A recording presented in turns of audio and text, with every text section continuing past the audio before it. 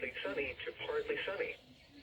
It was 87 at Des Moines, 87 at Mason City, 93 at Waterloo, and 93 at Rockford. Once again at 3 p.m. and in Rice Lake, it was 65 degrees.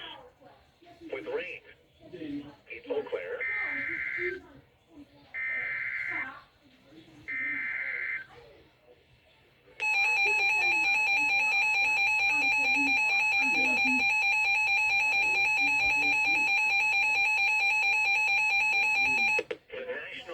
Service in the Twin Cities has issued a severe thunderstorm warning for eastern Eau Claire County until 3:30 p.m.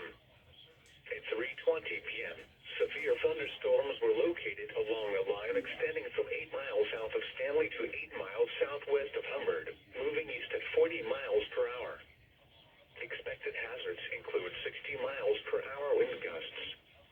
This is a radar-indicated threat. The following impacts are expected. Expect damage to roofs, siding, and trees. These severe thunderstorms will remain over mainly rural areas of eastern Eau Claire County, including the following locations: Lake Eau Claire County Park. For your protection, move to an interior room